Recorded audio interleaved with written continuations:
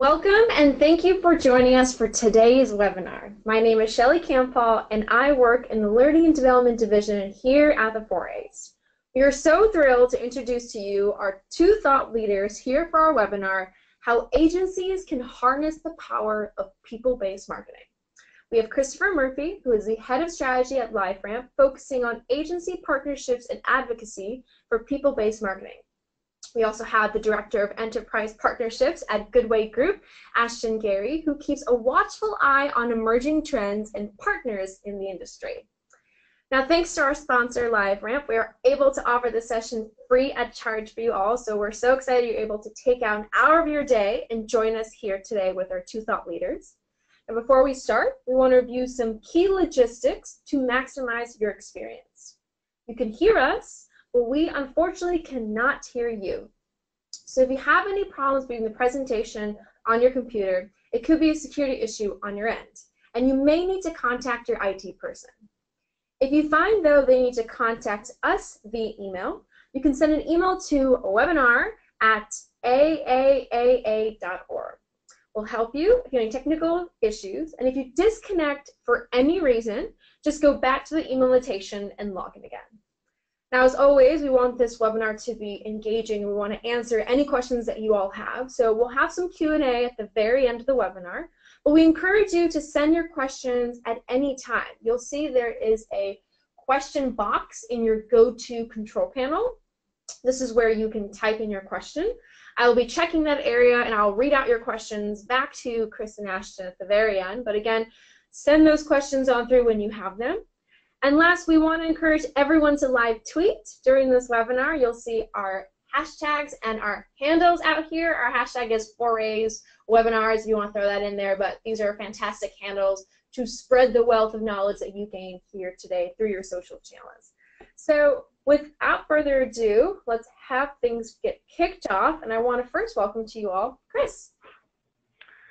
Thank you, Shelly, and welcome to everybody who's joining us today.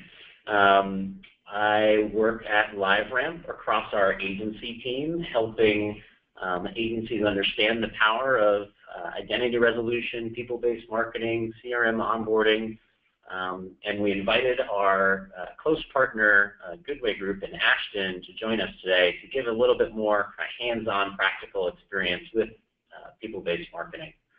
Ashton, you want to say hi? Hey, guys. Awesome. So today we thought we'd break down our time together in 4 buckets. One is kind of the basics, the 101, a little bit of definitions, a little bit of how to think about people-based marketing. Then we're going to talk about how to get started. Sometimes that can be intimidating or it's not clear, how you can take the first step. And we're also going to have Goodway walk through their journey with people-based marketing, how they approached it, how they've incorporated it into their business. And then we want to hear and answer your questions. And we've heard a number of questions over the course of the past few months that we thought we'd take a first crack at answering. And then we'll welcome you to ask more questions in our Q&A session at the end. So what is people-based marketing? There's a lot of jargon, unfortunately, in our marketplace. There's a lot of confusion about what people-based marketing is and is not. Some people may think it's a tactic. Some people may think it's only available through certain partners. Some people may just equate it to CRM onboarding. And so since people-based marketing is a new term for most, I thought we would start with a term that should be familiar to most of us, and that's retargeting. We think most people get their introduction to people-based marketing from the expansion of their retargeting campaigns. If we start with targeting people who visited my website, well, wouldn't it be great to target people who visit my showroom or signed up for my loyalty program?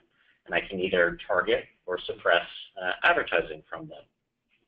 So if we're all familiar with retargeting, we can actually kind of see that growth in awareness of retargeting over the course of many years. And so this is a snapshot of Google US search trends showing the term retargeting and its relative interest over roughly 12 years. Now, if we decide to plot some people-based marketing terms against retargeting, we see there's still a big gap, right? And what this means is the market still doesn't really understand people-based marketing. And we're also using custom audience as a signal from the market, as that's Facebook's kind of description around people-based marketing, or a technique to do people-based marketing with Facebook. So I really like to think this gap is the opportunity for first-mover agencies to learn more about people-based marketing and incorporate it in their practice to grow their business. Again, we understand it's easier to do retargeting. It's simple as adding a pixel, whereas people-based marketing requires a bit more work, a bit more integration. But we also know that retargeting has a pretty big head start on people-based marketing. So it's kind of unfair to judge kind of the moment today, right? And if we use the introduction of boomerang products from DoubleClick back 19 years ago as the start of retargeting, we then would compare it to Facebook's announcement of people-based marketing. That's only 3 years ago. So if we jump back to that same chart and we think, okay, today retargeting has a 19-year head start, people-based marketing is only 3 years in, so we look at the right end of the people-based marketing terms and custom audience, and then look to the left of retargeting, which is actually a couple years past the introduction. We see that people-based marketing actually is growing faster than a term like retargeting did way back when. And it's key here to now kind of pivot the analogy away from thinking of people-based marketing as a replacement for retargeting, right? It's not a tactic. It's not limited to certain partners. It's really a new approach to reach and communicate with consumers. Agencies and brands that adopt people-based marketing are really focused on customer experience, right? And consultants often talk about customer experience as the new focus for brands, not necessarily media and advertising. So if we flip the comparison and now think about customer experience, it's always been more important than one tactic or one channel, and it's continuing to grow against kind of our baseline term here of retargeting. And this is not a surprise, right? Consumers expect better experiences, and sometimes that means less choice.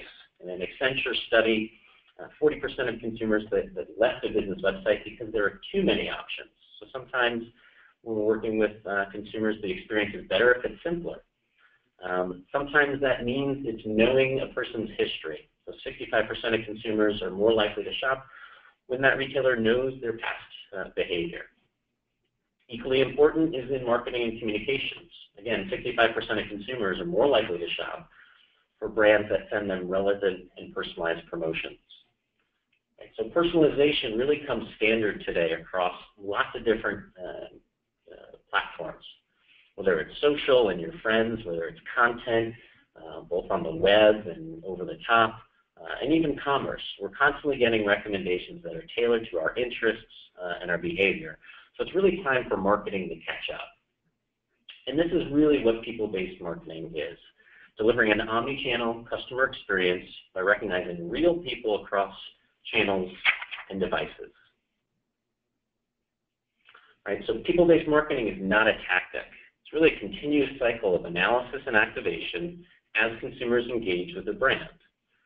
This is fairly daunting for most brands and agencies as it requires some change. Maybe the breaking down of silos where data lives in different systems. Maybe the breaking down of teams that work in different marketing channels. Maybe the introduction of new skill sets across teams. Maybe slight changes in organization design and structure. Or maybe the introduction of new partners into the mix. And so what we often describe in people's adoption and agencies' adoption of people-based marketing is really more of a journey.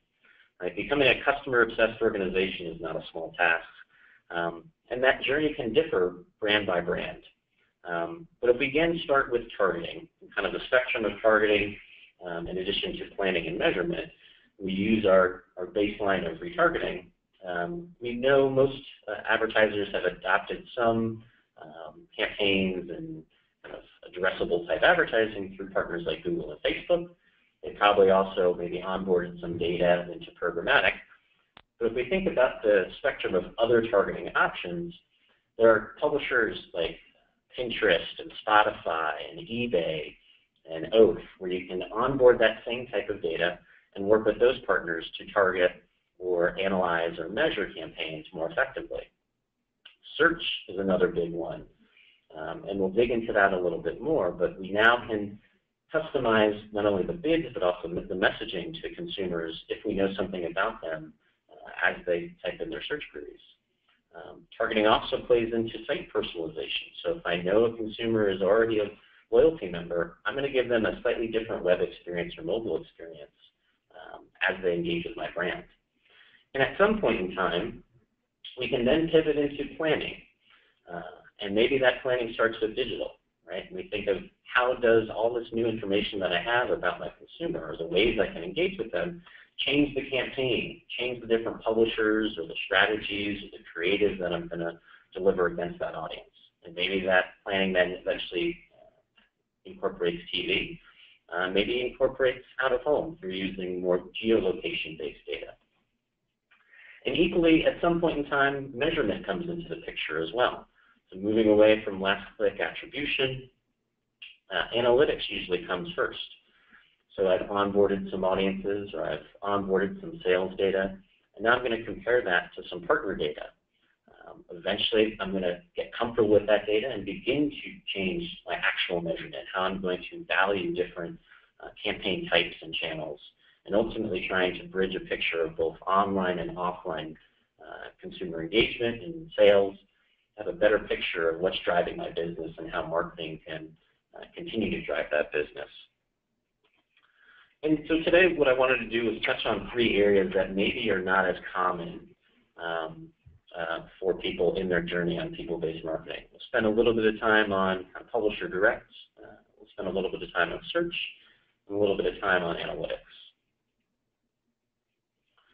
So if we start with publisher direct, we'd like to highlight a case study by Target and Pinterest in a very recent campaign. So Target partnered with Pinterest for a campaign that used purchase data from Target's loyalty program and split the audience between grocery shoppers who bought wellness products and those that did not buy wellness products.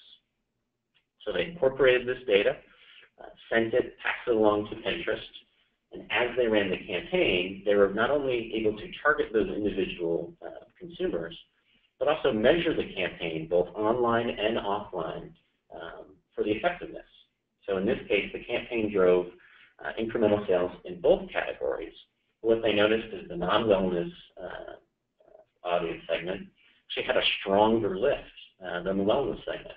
So by introducing them to new products, wellness products specifically, they were able to measure that impact to their bottom line after the campaign. If we think about search, this is also a great opportunity to not only know about more things about your consumers, but also expand the types of campaign strategies you can target consumers with. So people-based search is especially helpful in working with non-branded keywords. Non-branded keywords often have high volume of query, but often really high CPCs as well that make it really hard for brands to afford and compete for those keywords. Recently, I did a quick search in AdWords comparing running shoes to Nike running shoes, and the price point was half the price for Nike running shoes and 10 times less the volume for Nike running shoes. So if Nike really wants to compete for the running shoe category, incorporating people-based search allows them to filter those millions of queries by the consumers who maybe have already purchased a Nike running shoe or have browsed Nike products in the past. And this is actually a great case study from one of our retail partners, Finish Line. So Finish Line, looking to re-engage with consumers who bought both online and offline, used Google Customer Match and people-based marketing and people-based search to not only increase the number of consumers they could reach, but also their return on ad spend. And one of the interesting things with people-based search is partners like LiveRamp can help augment or fill in the missing gaps of your CRM data, so that if you're missing that Gmail address, LiveRamp and other partners can help fill in that gap, kind of append that data set in order to give you greater scale in your people-based search campaigns. So another great example of how a brand took advantage of their data and began communicating with consumers on a tailored basis. And the last topic is around analytics. So if we start with 2 data points, one is offline. So BMW captured the consumer's dealership visit in San Mateo. And they've also been able to capture some online data, such as filling out a test drive completion form. And when we think about analytics, we think about these 2 data points and now matching them up with a set of partner data. So now it's not just the things that I know, it's what my trusted data partners know as well, that round out the picture of the consumer and allow me to understand deeper about my customers and how I might better engage with them. So in this case, location data begins to back up the geography component of that data point that I have. So a San Mateo dealership visit, and the phone sleeps near BMW San Francisco. I also can get demo information or behavioral information, even kind of retail and transaction-based data, so maybe some partnership ideas. Additionally, I can also include media exposure data. So did this person see one of my campaigns before or after this dealership visit? How do I give credit? So you can see analytics quickly becomes measurement ready, or kind of creates opportunities for different ways to measure campaigns. But equally important is consumers that I don't have any information on. Again, these trusted data partners can help fill in those gaps and begin to kind of draw some similarities and begin to help me round out a picture to see what's the next action I want to take to communicate with that particular audience. So we kind of walked you through a number of ways to get started. When we think about agencies and how they partner with us or with any partner in people-based marketing, we often break it down into 3 areas.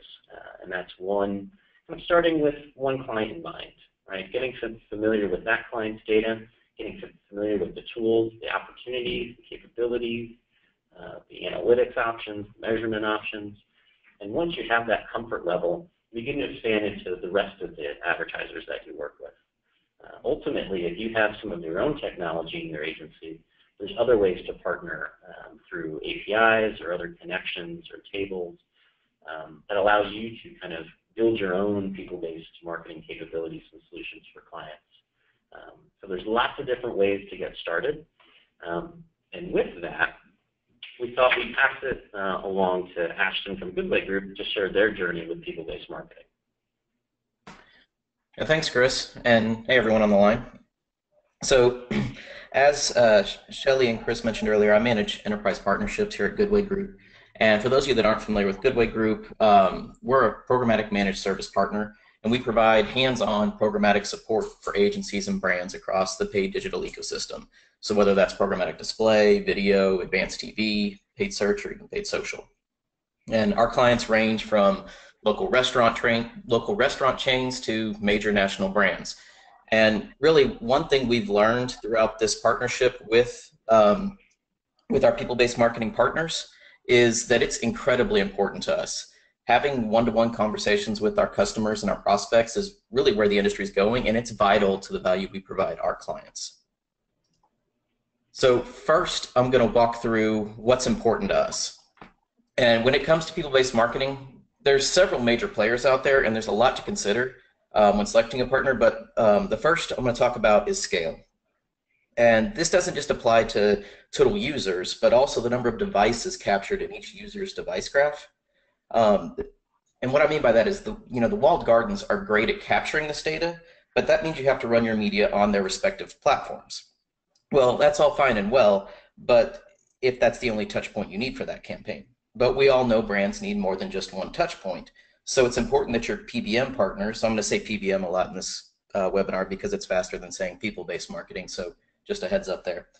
So it's important that your PBM partners outside the walled gardens have vast partnerships, like Chris mentioned, so that you can have higher match rates and more robust device graphs for each user.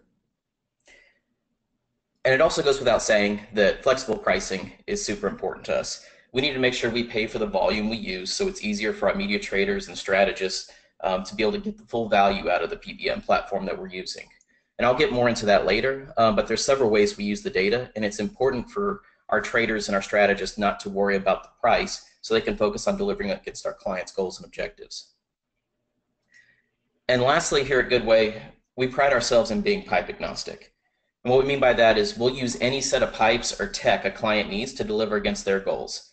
And it's important that our PBM partners operate the same way. We need to make sure we have the freedom to push our clients' data to any platform, whether it's a DSP, social media platform, or even attribution platform.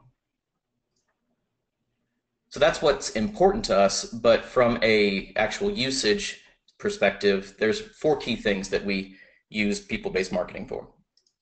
First is data onboarding. Second is identity resolution, audience segmentation, and reporting and attribution. And a lot of that lines up with what Chris was just speaking to, and we'll actually dive into each of these in a little bit more detail. So first is data onboarding, and it's pretty simple. Our traders essentially load the data directly into our people-based partners UI, and they handle the matching and anonymizing process to ensure the data is safe, hashed, and secure. And the second component, and it's probably the most easily forgotten because all the legwork kind of happens on the back end, and our partners are really good at making this a very seamless process, but that's identity resolution, and it's huge for what we're trying to do here. If it wasn't for the identity resolution step, where they essentially match our incomplete data to their full user device graph, and if it wasn't for that, we'd still be targeting a limited number of devices and not users. And not only would that hurt our potential reach targeting just those devices, but it also wouldn't give us full control over user experience. And if we're trying to push a user through the purchase cycle, having access to all of those touch points in the user experience is a major factor for us. And it enables us to better monitor frequency and what touch points are truly driving success for our clients.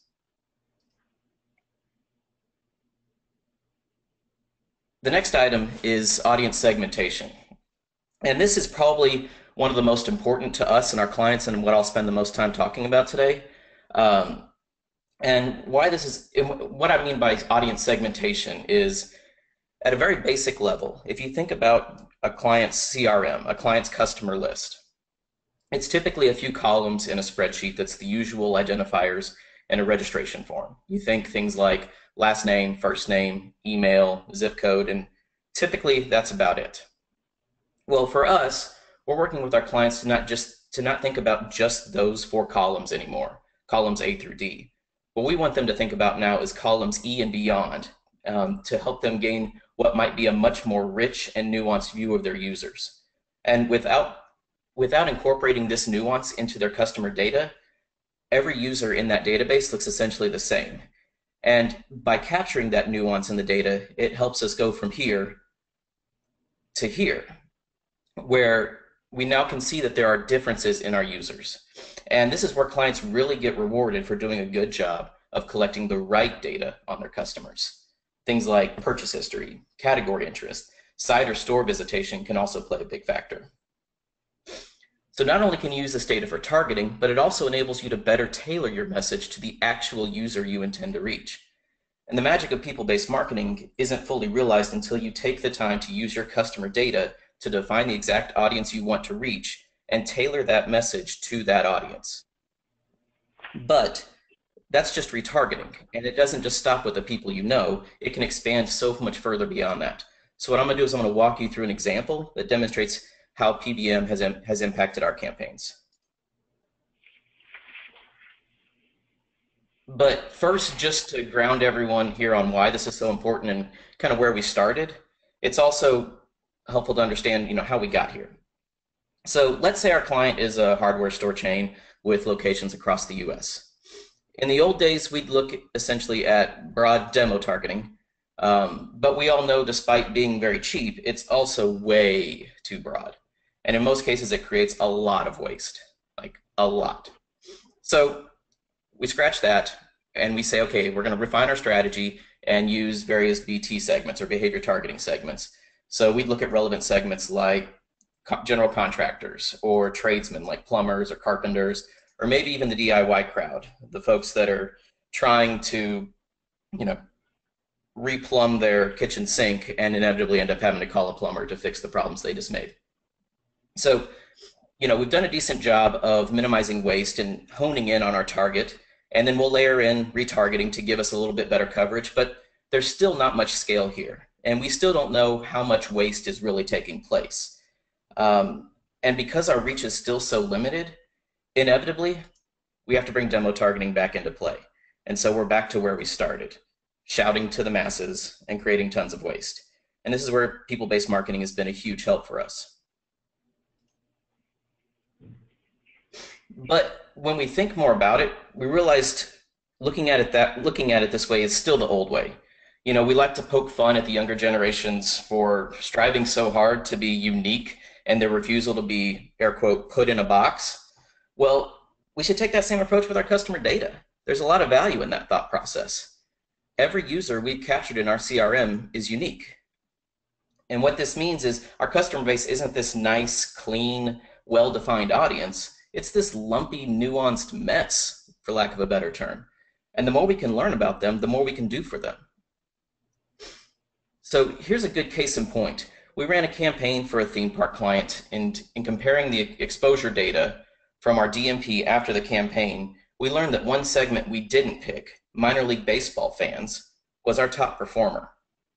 For a theme park client, never in a million years would we have picked minor league baseball fans as a behavior targeting audience to run.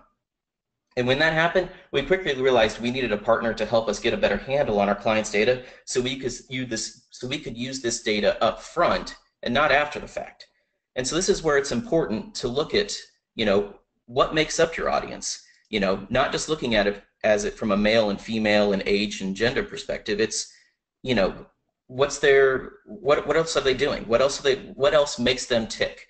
You know, are they a fast food eater? Do they go to the gym? Do they have kids and go to youth sports activities? Are they watching Food Network? You know, what is it that they're doing? There's all this valuable data tied to each of these users that can help us get a better picture of that audience. So now I'm going to show you how we can pull this all together. So the first thing we do is we load our client's data into the PBM platform. And if the client has done a good job of identifying those known traits against those users, we can now start to identify some key segments to use for targeting purposes. In this case, with the hardware store, we could carve their data into groups like power tool buyers, lawn and garden customers, or maybe even lapsed users. And right off the bat, we can use this data for campaigns to retarget power tools customers if there's a promotion offering discounts on batteries, or to target lapsed customers to bring them into a store for a holiday discount. We've seen great success from these retargeting tactics, but we can take it a step further. So let's say the hardware store has an upcoming campaign to sell a new power drill. It doesn't make sense to target those users who already bought that power tool. So we'll use our client's data to actually exclude those users. So from the get-go, we've already eliminated waste, and we've also prevented a poor customer experience. We all know how annoying it can be to get constantly retargeted with a product you've already purchased, so this is a great step just right off the bat to prevent that. But we don't want to exclude this data set completely. These are proven loyal customers. So let's build lookalikes from that data segment, from that audience, and find more just like them. Building lookalikes from your known customers is always the best way to prospect for new ones. The only difference between these lookalike customers and the actual folks that bought the drill is that they haven't bought a drill yet. So why not use that data? And remember, we also know who our lawn and garden customers are, and we also know who our lapsed users are. And it's always good to include those users than it is to go in cold and try to prospect for guessing new segments. And at this point, let's say we still want to expand our reach. We can continue to build lookalikes based off of our lawn and garden customers and our lapsed users. They're still our customers, and there's still value in that data. Maybe we don't need to build lookalikes as far out, but we can still build lookalikes, and it's still a very, very relevant user base. And so now at this point, we've expanded our approach from a narrow, low-funnel retargeting strategy to now include mid-funnel and even prospecting.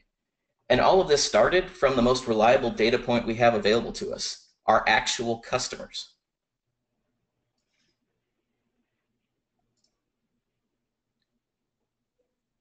And one thing that we kind of have to remind ourselves as media people, we can get hyper focused on the targeting aspects. We can get super down in the weeds of trying to find the right users, and we forget that targeting is only half the battle.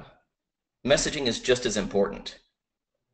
And the purpose of people-based marketing is for brands to have those one-to-one conversations with their customers. So to get the full value, you need to remember to tailor that message to the audience you intend to reach. And the more data you have on your customers, the better you can tailor that message.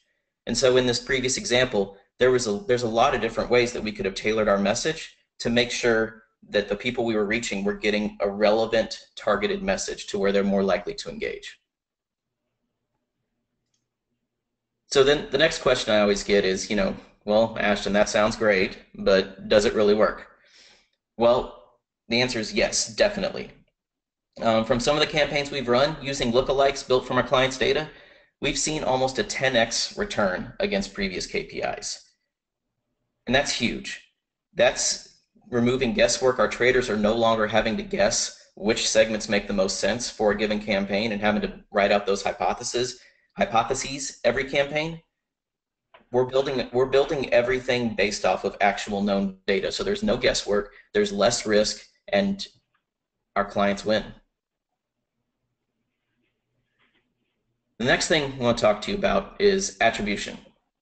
And just like Chris mentioned earlier, this is kind of the last step that people take. People cover off on the targeting and the identity resolution, and attribution and reporting tends to be the last thing that gets covered. And just like Chris's other clients, we follow the same path. And so what this isn't, even though it's the last tactic, it doesn't mean it's the least important. But it is a bit more of an advanced tactic or advanced piece of the puzzle.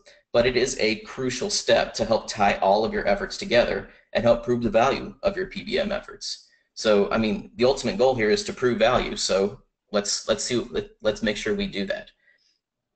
And the key to all of this is identity resolution. If you think about it, we may only reach a user in a campaign on one device. But what if they convert or make a purchase with a different device? Like a classic example of this is foot traffic attribution. If you want to measure who was exposed to a campaign and did they visit your store, visit your car dealership, or visit your restaurant? Well, what if you only reach them on their desktop device?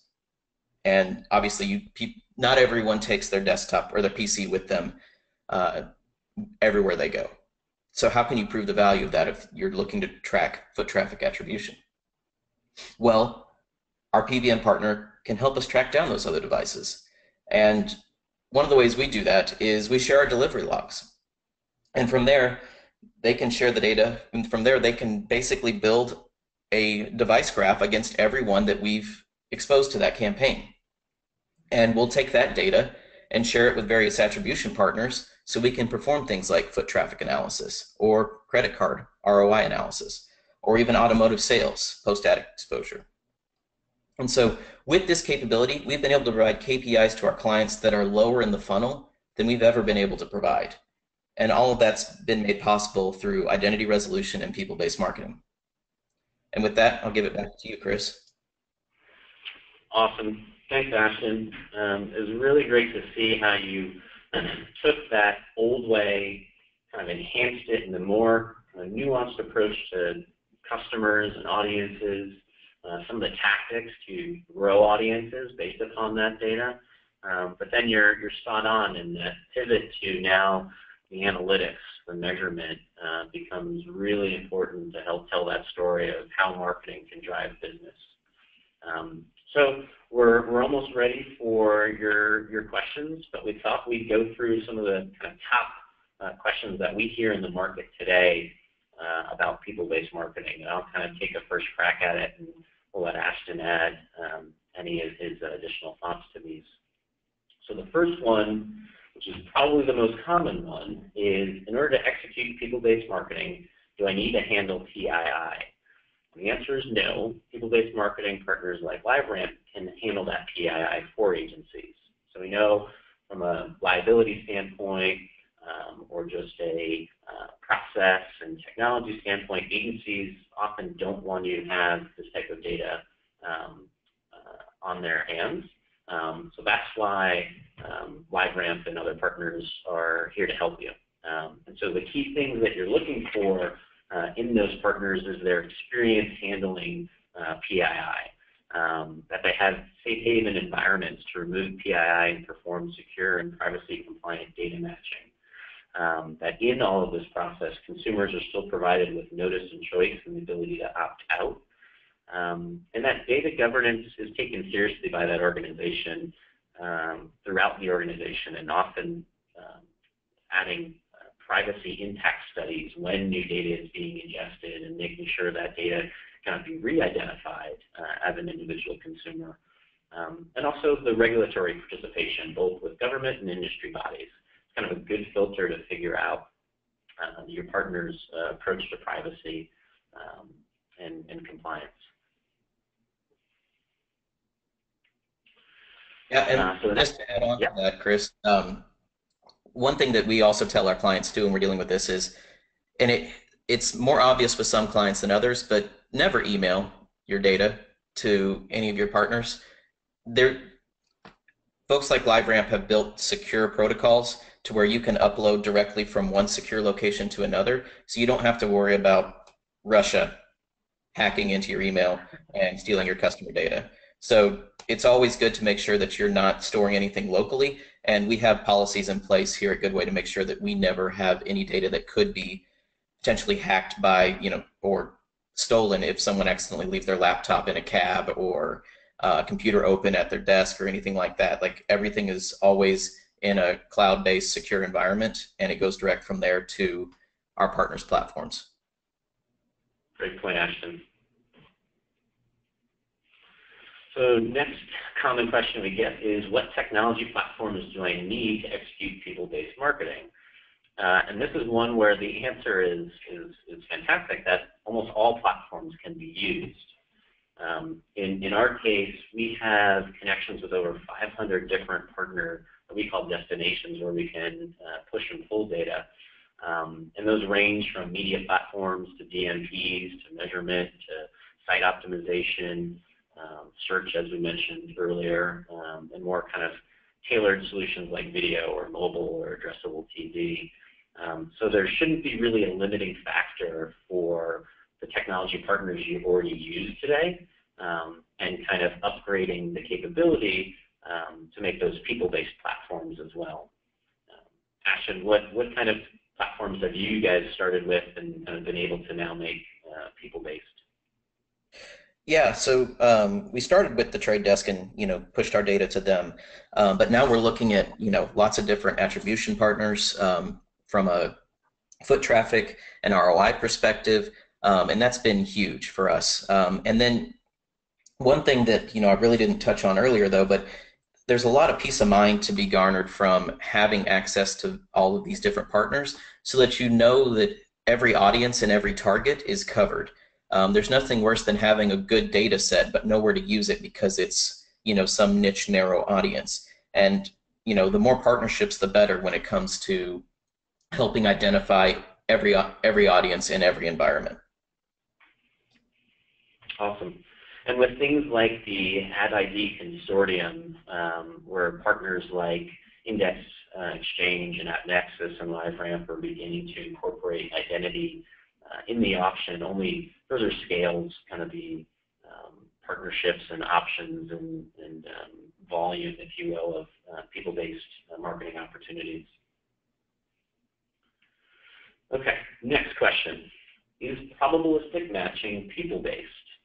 The answer is not really. Probabilistic is a great technique to scale campaign targeting, but the trade-offs with accuracy and precision mean when you start thinking about measurement, you may be getting some mixed signals. So what we like to do here is kind of go a little bit deeper to understand the options and trade-offs as you max CRM, as you grow audiences, and kind of help you understand those trade-offs. So we always start with your initial CRM data set, deterministically deterministically matching that into an anonymous online identity, you now have that match data set. And it's a set of cookies, device IDs, things that we know with a high degree of confidence that are exactly the consumers that you have today. And your first option to kind of make an adjustment there is to do a household matching option instead. So this is if a brand has information about one consumer, you're actually okay expanding the touch point to other consumers in that same household, so two partners, right? And in a use case where you are a large purchase, it's a purchase that takes a number of days, let's say selling a new car. If you do get that first data point from one of the consumers, expanding it to the household may make plenty of sense. If you're a retailer looking to sell a pair of shoes or maybe a piece of apparel, maybe it doesn't make sense to expand that just yet, or maybe to have a different option to expand that audience than the household option. Your next option is to do probabilistic matching. And again, the nuance here is we're growing scale while accepting a lower degree of accuracy and precision to that same audience. So it's why you see your probabilistic matching option may actually be larger than your initial CRM data set, because you've actually grown the population beyond the initial number. And the last option is audience modeling. Lookalike modeling is one of these options. And so you want to understand, if I'm going to do audience modeling, where's my starting point? What's that seed information, that seed data set? Is it my deterministic CRM match set? Is it maybe at the household level? Or maybe did we go to probabilistic and now we're expanding that audience? So what really matters to us and our partners is really that transparency and choice of starting with one type of match and then having the flexibility to use other types of matches in different use cases. Ashton, anything to add? Not a whole lot. I think, it all depends on what your goals are, on what you really need for every campaign. In some cases, retargeting against your existing match set is all you need. And yeah, it's always to keep a good watchful eye on the accuracy of the data that you're matching against. But you kind of need to walk with caution when you start modeling your data out. It's probably been one of our most successful tactics from a cost and reach perspective, but you have to be smart about how much you expand that audience out when you start to model it. And the further and further and more degrees of separation you have from Kevin Bacon in that example, you'll see diminishing returns. And so it's knowing where to cap off at that point of diminishing returns. That's a great point. Having the control to model an audience to percentages of the U.S. population or just the growth of new IDs really does matter, and having that access and control definitely is a key to success. Okay, next question: do I need my brand's first-party data to do people-based marketing? The answer is no. While definitely first-party data is very important, and you get a lot of value with onboarding that. Second and third-party data can also be people-based. And what we mean by that is it's a descriptive element of the same audience or segment or signal that represents a person no matter the platform. So one audience segment in a desktop video DSP is actually the same audience definition in a mobile DSP or in a DMP measurement platform. TV can also play in this space. The only nuance is it's at the household level because we can't differentiate people in the household with TV. But the key is you're not looking at different definitions of audiences across different platforms. It all goes back to single individuals and the data points that are associated with that individual. So having flexibility of lots of different partners that are people-based allows for that consistency, allows for that flexibility as well across different platforms when you activate or measure. Yeah, and just knowing, like, you never know what Like if you're, work at an agency, you never know what client you're going to get next year. And you never know what their target needs are going to be. And to have access to a data store like this, to where you can tap into any data segment across any data partner, and you're all unifying it against the same user, that's huge. And that, makes for so much better streamlining when you're trying to onboard a new client, or start a new campaign with a new target, all of that. Perfect. So our last question before we get into your questions is, we already do onboarding. How is this different? And so onboarding for targeting is kind of the start, right? I use that analogy with you targeting at the beginning, but I hope we've kind of outlined some other opportunities, whether that's analytics or planning or thinking cross-channel, omni-channel, to kind of grow that practice, right? So if, again, we think about onboarding as kind of single data points without our consumers, and with that data point, we're going to do some audience suppression. Right? That's kind of the basic use case for onboarding. But if we go back, again, to thinking customer experience and using people-based marketing to maximize that, to always be relevant and know when to not message your customer. Customer obsession and customer experience is knowing as many data points about that consumer as possible. Again, people-based, not just devices and channels and identifiers. So you're rounding out that picture of the consumer so that you know what those right messages would be, and the right next time to engage with that consumer. So with that, let's jump into open Q&A. And should you have questions again in the future, you can reach out to both Ashton and I at the emails below. And fire away, Shelley. Awesome. So first, just a huge thank you to Chris and Ashton for taking us through this content. Hopefully you guys have some questions. This is your chance to really have them dig into something that maybe you're experiencing or something you want to get some clarity on. So how do you do that? Now, again, in your go-to control panel, you have a box that's called questions. This is, again, where you can type in any question that you have. I will read that question out loud, and we will get you guys some answers. So let's kick this Q&A portion off. So for either one of you, one question that just came in is, what kinds of industries does this work best for? Can all of my clients use it? Great, I'll go first.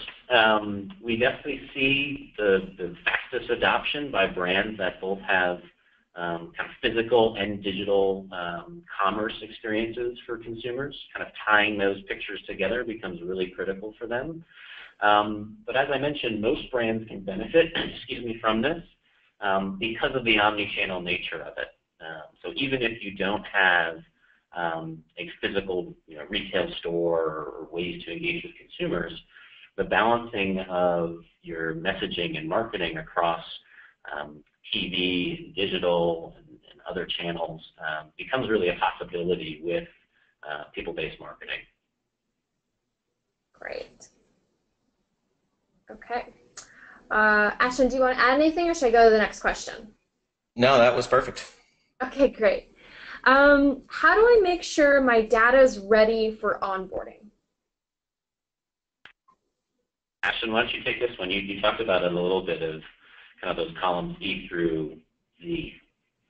Yeah, and I think if you have data on your customers that's can be used to identify them online, you're ready. I think it's just whether or not you're ready to do some of the more advanced tactics is when you need those extra columns and the extra data points available. But just as long as you have the standard identifiers, like their email address, name, things like that, most partners they're off to the races, and they can start making their matches that way. But if you really want to start adding more color and more nuance to your approach, then capturing additional elements or additional attributes is the next step. And there's a lot of different ways you can do that. Whether it's collecting more data from a form fill online, or when customers make a purchase, asking them to input a little bit more data, that sort of thing. But Yeah, at any point you can use people-based marketing. It's just the more data you have, the more you can get out of it.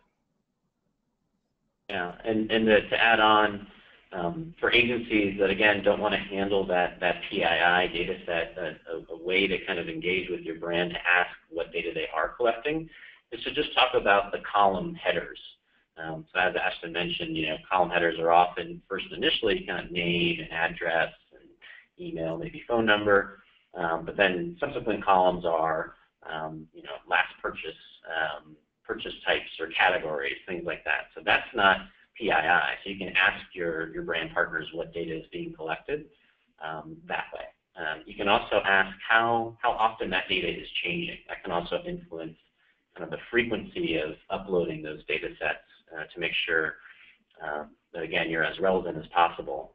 With a data set that's constantly changing, you may need to upload that data on a more frequent basis versus a data set that really doesn't change. Great. Another question just came in. How are the partners on your list selected? Are they vetted? So maybe, Ashton, you take the question for how Goodway selected partners, and then I can answer from the LiveRamp perspective. Yeah, so the partners that we've selected, they check all the boxes that I mentioned earlier in my slides. That they're pipe agnostic, they're flexible in terms of pricing, and they have good scale. Now, not all of them, we work with Facebook and we work with Google as well, and those are the walled gardens, and so there's not a whole lot of there's not an agnostic approach there. You are married to those platforms, but they do provide great value there within their own ecosystem. But yeah, those were the main selection criteria. From a security and privacy standpoint, I would argue that all of the major players in this space have done their due diligence. That doesn't mean you shouldn't do your due diligence when you're selecting a partner, but all of the ones that we vetted, they all had done that due diligence, and they had built a robust, secure space for us to work in. And from the LiveRamp perspective, our partner kind of landscape is actually driven by our customers. So when our customers are looking to kind of use a new platform that maybe we don't have an integration with, that's kind of the trigger for us to begin to prioritize those platforms. And as I mentioned earlier, we go through privacy impact assessments not only with the platforms that you might think of, but also the data providers is a really key feature. And to be candid, a lot of data providers don't initially pass that first data privacy impact. And so they either need to make changes to their policy or make changes to the data that they would be providing us and our customers. So we definitely take privacy very seriously. I'm happy to share with our practices around there. But the key message is if you've got a platform that is critical for your stack, we're happy to integrate there. And that also can be an agency's platform themselves. We've seen agencies build planning, buying, optimization, or measurement tools. And we've done integrations with those platforms as well, just to, again, kind of incorporate people-based marketing from the start. It's not a separate tactic. It's not a separate channel. So that's another opportunity for those types of integrations. Okay, awesome. Let's keep going with the questions. Where should a brand get started? Is this best for a single channel approach or a multi-channel? So I think the aspiration is always going to be omni-channel, but to help brands get started, I think it's smart to start with one channel where they can get familiar, and even taking some of those first steps like onboarding that brand's data. The data is now available to do other things, other channels, other campaigns with them. So kind of some of that upfront work and integration only focused on one campaign or one tactic, kind of then creates the opportunity to expand into other tactics really quickly. So I understand making the business case of the benefits, We can engage with more of our target consumers. We can suppress those who have already purchased. We can model based on a people basis, not on a device or cookie basis. Kind of are those starting points to say, okay, this next campaign, we're really going to embrace people-based marketing. And then from there, you can grow really quickly into other campaigns because you've already done kind of the hard part of the data integration, reviewing privacy policies and things like that. Okay, awesome. How should I organize my team to support this? What kinds of people are needed to run people-based marketing campaigns? Ashton, you want to go first on that? Yeah, I can take that one. So we have a ton of traders at Goodway, and we have a ton of support staff at Goodway as well from a client services perspective. And that is a major component here to making sure that you are making the right decisions based off of the data that's available to your client. Because as I've mentioned before, I don't want to beat a dead horse, but the more inputs that you have, the more you can do with it. And so, when you're just getting started, it won't take extra people to get the job done. It's a simple upload, push them to a destination, and you're off to the races. It's pretty easy. But once you want to start getting into the more enhanced segmentation and pushing to attribution partners, or maybe ingesting third-party data, or second-party data, all of that requires more of an eye for detail and more time. And it also requires you to have a better understanding of your specific client and campaign needs. And so we really lean in hard on our traders and media strategists to make sure that we're building the right segments from our customers' data, from our clients' data, like making sure that we are pulling out the right and relevant attributes that we need to deliver against a campaign. And then as we build lookalikes, making sure that we're populating the appropriate lookalike and modeled audiences as well, just to ensure that we're not creating more problems. And so I think it's important that, definitely take a crawl, run, or crawl, walk, run, or as some folks on our team here like to say, tummy time first, and then crawl, walk, run. And that, that's definitely recommended if you're just getting started.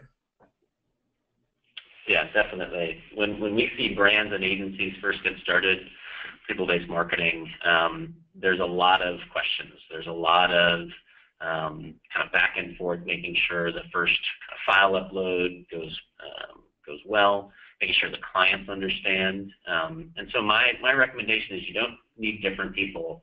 I've been in programmatic for over 10 years, and I think programmatic folk are naturally curious, naturally innovative, naturally looking for what's next. And so I just reiterate, kind of stay curious, ask the questions that you're just not sure about, the file transfer protocols, different hosting services, things like that. Just kind of ask all those questions, even in the pre-sales process when you're trying to understand different partners and options. There's a lot of new things that I've even learned since joining LiveRamp. But I think if you keep curious, you'll be able to figure it out fairly quickly. Okay, I see that we have 2 minutes left, so I'm going to take those 2 minutes back for myself. But if anyone's listening in, they have a question that maybe comes out after this webinar, again, take note of these email addresses on the screen, and you are welcome to reach out to our thought leaders here today. They're here to help, and if you need help connecting with them, let us know. I've seen some questions come in about the slides, so great question. If you want access to today's slides, all you need to do is fill out the survey that will come out right after this session. It will take you 2 minutes tops, but we really appreciate the feedback. It's crucial for us to continue to offer you all exactly what you're looking for from us. So once you fill that out, you'll automatically get the link to the presentation. If you want to get a recording, let us know. We're happy to send that out so you can get this information on hand whenever you want it. But we really do appreciate you guys all taking out an hour of your day. I know that's a lot to ask, but we're hoping that you're walking away with really crucial, helpful insights. And thank you so much, Chris and Ashton, for being here with us and taking us through these insights. It came from you all, so we really appreciate the time from your end as well. Oh, it was great to be with you today. Thanks for having us. Yeah, this was fun. Thanks.